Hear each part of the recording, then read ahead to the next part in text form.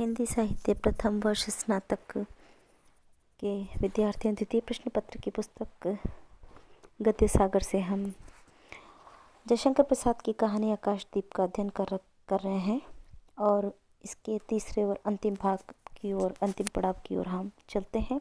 पृष्ठ संख्या 39 इस पर आप लोग आ जाइए, जहाँ पर हम आकाशदीप कहानी में आगे बढ़ते हैं। निर्जन समुद्र के उपकूल में वेला से टकराकर लहरें बिखर जाती है। पश्चिम का पथिक थक गया था, उसका मुख पीला पड़ गया। अपनी शांत गंभीर हलचल में जलनिधि विचार में निमग्न था। वह जैसे प्रकाश के उन्मिलन किरणों से विरक्त था। चंपा और जया धीरे धीरे उस तट पर आकर खड़ी हो गई। तरंग से उठते हुए पवन ने उसके वसन को अस्त व्यस्त कर दिया। जया के संकेत से एक छोटी सी नौका आई। दोनों के उस पर बैठते ही नाविक उतर गया। जया नाव खेने लगी। चंपा मुग्ध से समुद्र के उदास वातावरण में अपने को मिश्रित कर देना चाहती थी।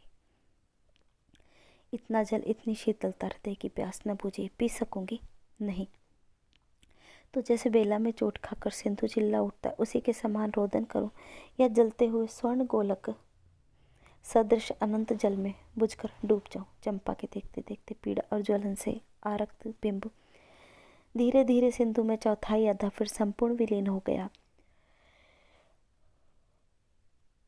एक दीर्घ निश्वास लेकर चंपा ने मुंह फेर लिया। देखा तो महानाविक का बजरा उसके पास है। बुधगुप्त ने झुककर हाथ बढ़ाया। चंपा उसके सहारे बजरे पर चढ़ गई। दोनों पास पास बैठ गए।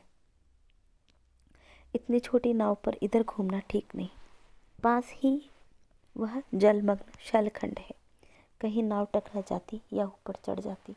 चंपा तो अच्छा होता बुधगुप्त, जल में बंधी होना कठोर प्राचीरों से तो अच्छा है।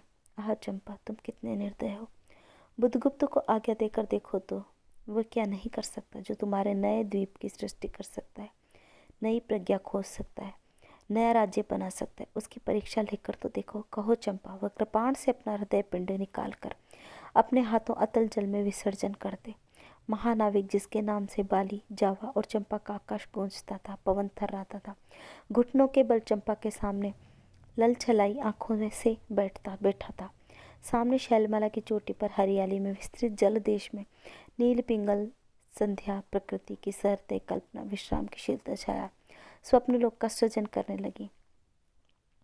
उस मोहिनी को रहस्यपूर्ण नील जाल का कुहक स्फुट हो उठा, जैसे मदिरा से सारा अंतरिक्ष सिक्त हो गया।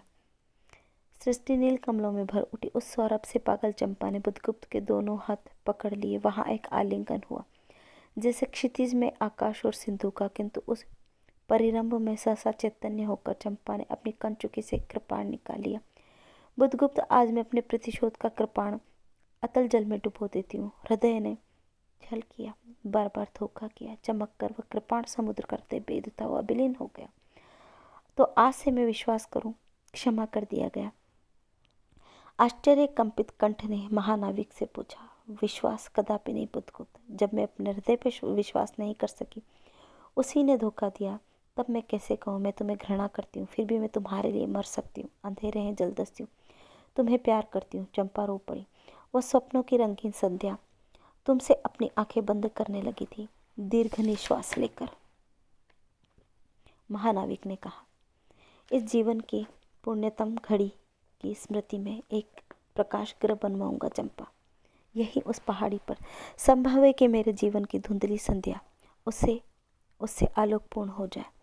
चंपा के एक दूसरे भाग में, अब हम पृष्ठ संख्या 40 पर आ गए हैं। चंपा के एक दूसरे भाग में एक मनोरम शैलमाला थी। वह बहुत दूर तक सिंधु जल में निमग्न थी। सागर का चंचल जल उस पर उछलता हुआ उसे छिपाया था। आज उसी शैलमाला पर चंपा के आदि निवासियों का समारोह था। उन सब ने चंपा को वनदेवी सा सजाया था। ताम्रलिप्त के बहुत से सैनिक नाविकों के श्रेणी में वन कुसुम विभूषिता चंपा शिविकारूढ़ होकर जा रही थी। शैल के एक ऊंचे शिखर पर चंपा के नाविकों को सावधान करने के लिए सुदृढ़ द्वीप स्तंभ बनवाया गया था। आज उसका महोत्सव है। बुधगुप्त स्तंभ के द्वार पर खड़ा था। शिविका से सहायता लेकर चंपा को उसने उतारा। दोनों ने भीतर पदार्पण किया था कि बांसुरी और ढोल बजने लगे। पंक्तियों में कुसुम भूषण से सजी वनमालाएं फूल उछालती हुई नाचने लगी। द्वीप स्तंभों की ऊपरी खिड़की से देखती हुई चंपा ने जया से पूछा, क्या यह है जया, इतनी बालाएं कहाँ से बटोर लाई?